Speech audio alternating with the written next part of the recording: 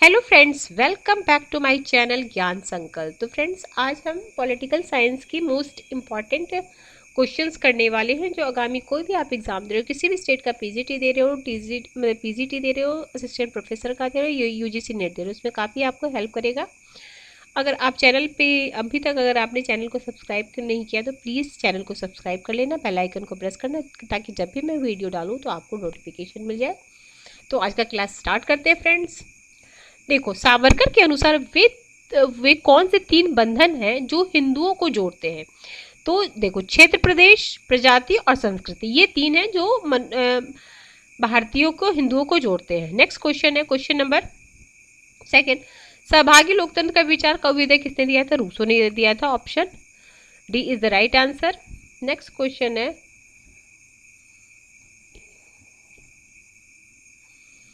प्लेटो ने मानव की क्रियात्मकता का वर्णन किसके द्वारा किया है? तो गुफाओं के द्वारा, विभक्त विभक्त पंक्तियों के रूपक द्वारा, रूप के सिद्धांत के द्वारा। तो ऑप्शन डी सभी के द्वारा। अगला है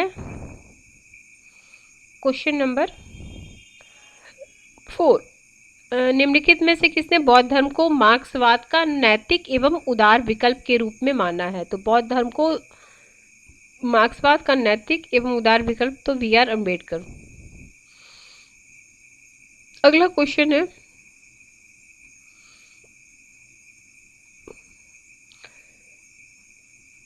रॉल्स के न्याय के सिद्धांत में शामिल। तो उनके न्याय के सिद्धांत में उदारतावादी है, समुदायवादी समाजवाद है, लोकतंत्र, बाजार अर्थव्यवस्था, पुनर्वितरणीय लोक कल्याणकारी योजना। ठीक है, नेक्स्ट क्वेश्चन है आपका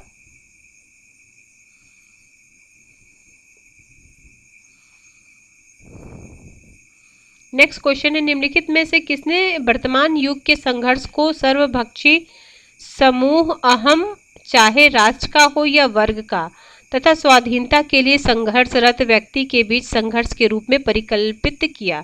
तो M N. Roy. Option number B. प्रतिरोधी और अप्रतिरोधी अंतर विरोध के बीच अंतर किसने किया? ये तो माओ ने किया था। इनका ये बुक याद रखना, ऑन कंट्राडिक्शन। ठीक है, 1937। अगला है क्वेश्चन नंबर,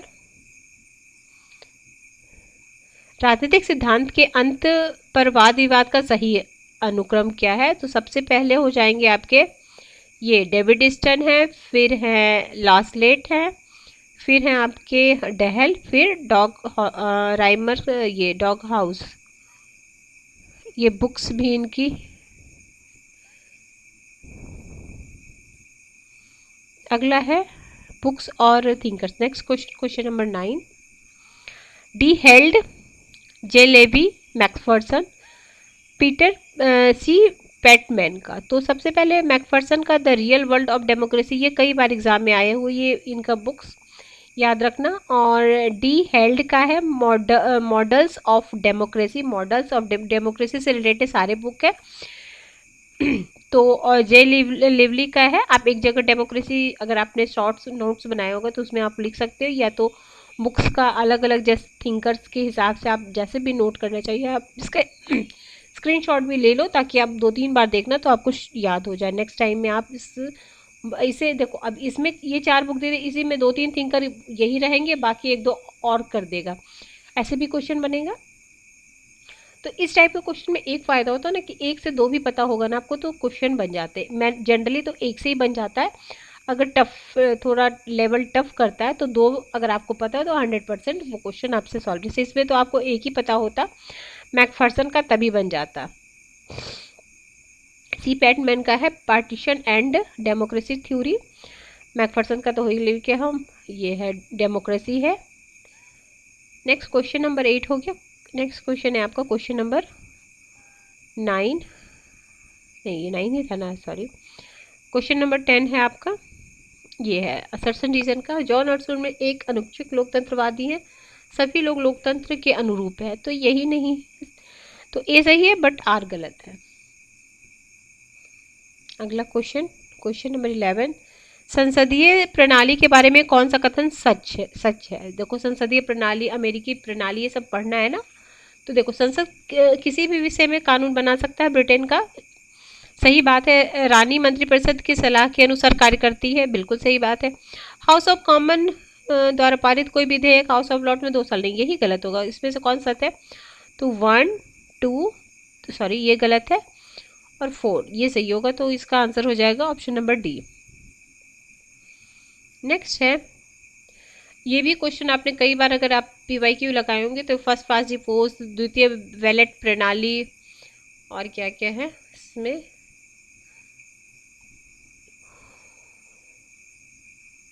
अतिरिक्त सदस्य पार्टी सूची। तो इसका देखो मैच कर दो। First past the post US है, भारत में भी यही है फर्स्ट पास्ट द पोस्ट। द्वितीय बैलेट प्रणाली फ्रांस में, अतिरिक्त वाला याद रखना हमेशा जर्मनी याद रखना, पार्टी सूची है स्विट्जरलैंड। और फर्स्ट पास इस कभी US दे देगा, कभी इंडिया भी दे सकता है, तो इंडिया इसमें आएगा। बाकी ये द्वितीय बैलेट प्रणाली फ्रांस याद रखना, अतिरिक्त सदस्य प्रणाली जर्मनी याद रखना, ये 2 याद रखना, क्योंकि ये 2 रहेंगे, बाकी फर्स्ट पास द पोस्ट में अलग अलग कंट्री का नाम ऐड कर सकता है। नेक्स्ट क्वेश्चन है, संरचनात्मक प्रकारात्मक मूल्यता है, तो ये है जांच पड़ताल का एक ढांचा। अगला क्वेश्चन है,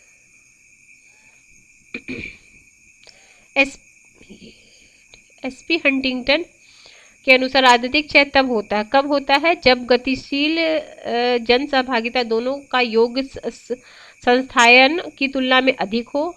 बी है, जन गतिशीलता और जन सहभागिता संस्थायन की तुलना में कम हो, संस्थाओं में जटिलता और सरलता दोनों की विशेषता हो, संस्थाएं दीर्घायु हो। तो ऑप्शन ए हो जाएगा, जन गतिशीलता और जन सहभागिता दोनों का योग संस्थायन की तुलना में अधिक हो।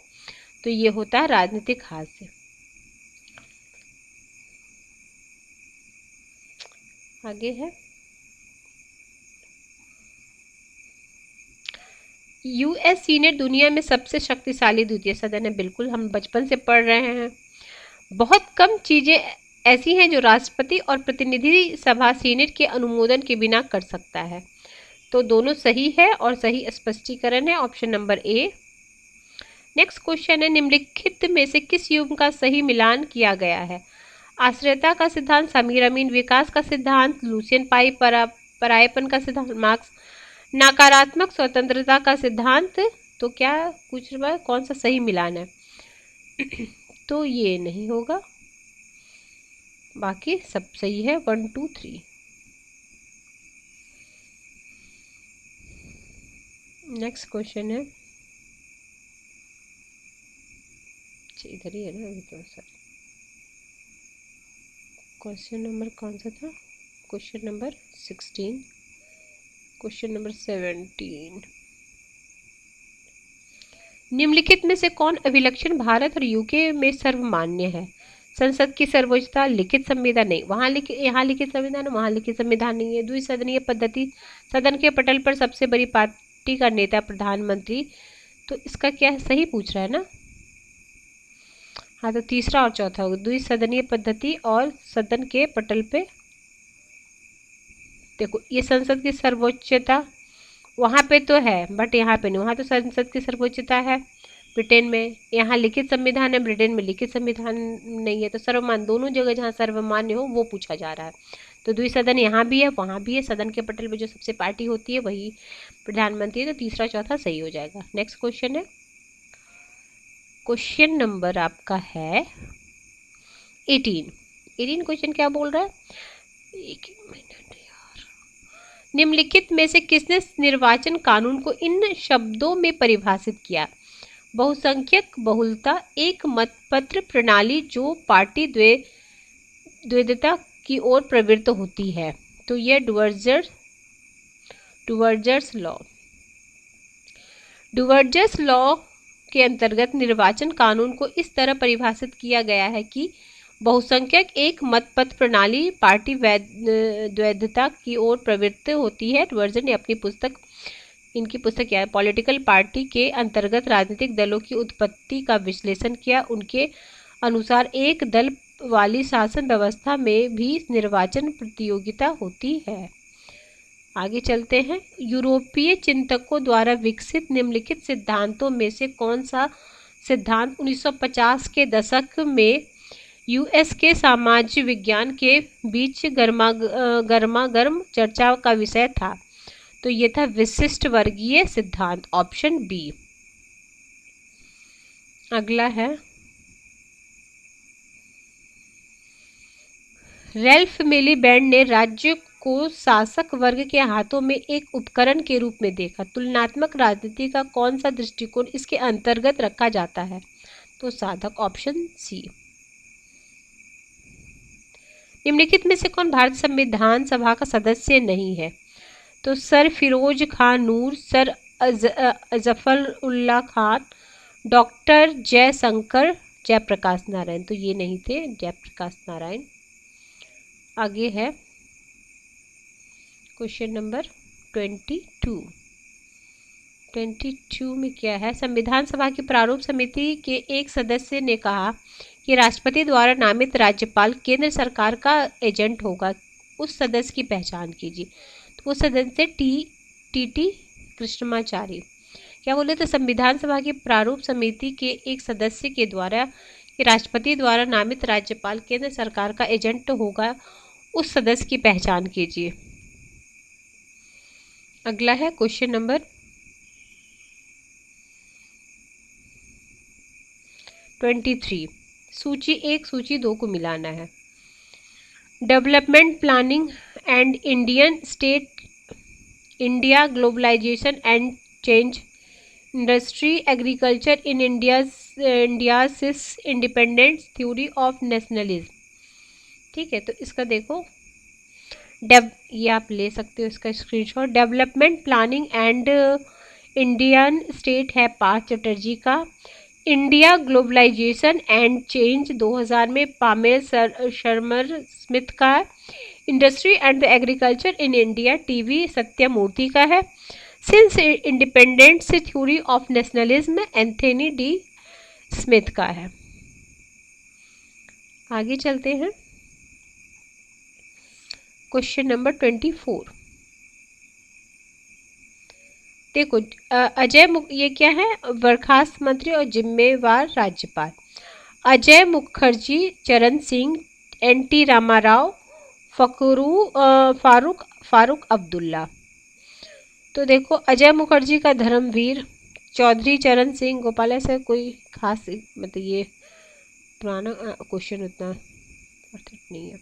निम्नलिखित में से किस राष्ट्रपति का संबंध भारत के ट्रेड यूनियन आंदोलन से है? तो ये है बीबी गिरी का। ये क्वेश्चन पूछा जाता कई, मतलब ये जैसे कुछ क्वेश्चन होते हैं ना कई बार मतलब रिपीटेड क्वेश्चन होते हैं, तो ये रिपीटेड क्वेश्चन में से एक है।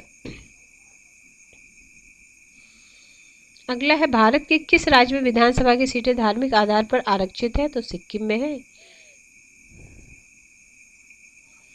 अगला है सांप्रदायिक आधुनिकीकरण की प्रक्रिया से गुजरते हुए किसी बहुलवादी समाज में अपनी पहचान कायम रखने के लिए किसी समुदाय की अपनी राजनीतिक दावेदारी है। उपरोक्त कथन निम्नलिखित में से किसका है? तो ये है रॉबर्ट मेल्सन, हार्वर्ड पॉल का। अगला है क्वेश्चन नंबर 28। निम्नलिखित में कौन सा कथन क्षेत्रीय दलों का सही स्पष्टीकरण है?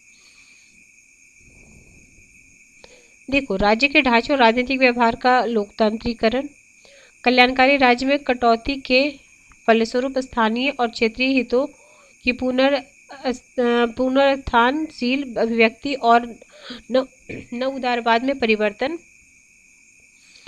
ये नहीं होगा। आधुनिकीकरण के पैराडाइम में क्षेत्रों में निरूपण और स्थायी का ये वाला एलिमिनेट करना था। तो 1, 2 और 4, ऑप्शन नंबर सी। अगला किसकी पुस्तक में जाति को इन शब्दों में परिभाषित किया गया है? देखो अंतर्विवाही गुट और अंतर्विवाही गुट समूह जिनका एक जैसा नाम हो, जो अनुवांशिक रूप में उस समूह के सदस्य हों, जो सामाजिक संपर्क के संदर्भ में अपने सदस्यों पर कुछ बंधन लगाएं, साथ ही अपनी समान उत्स का दावा पेश करने के लिए या तो वे एक समान पेशा अपनाएं और समान तौर पर एक ही समरूप समुदाय का अंग माने जाए। तो ये है ई ब्लंट का option number C.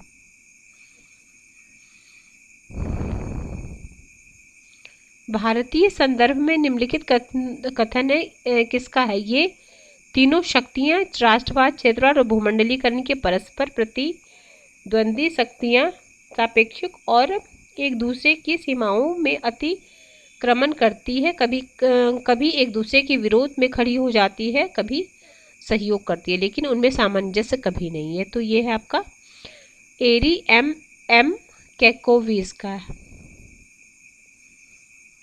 Next question है क्वेश्चन नंबर 31। आज 35 क्वेश्चन करेंगे फ्रेंड्स। 31, निम्नलिखित में से किसने प्रशासन को अपेक्षित लक्ष्य प्राप्त करने के लिए मानवीय भौतिक संसाधनों के संगठन और निर्देशन के रूप में परिभाषित किया है? तो J.M. Pfiffner, option D. अगला है निम्नलिखित किस साल विश्व बैंक रिपोर्ट ने सुशासन और विकास के लिए सिविल सोसाइटी की सहभागिता पर बल दिया? तो 1992 में। किस विभाग में प्रशासनिक अधिकार यदि एक ही व्यक्ति में केंद्रित हो तो प्रणाली कहलाती है? ब्यूरो, ऑप्शन सी।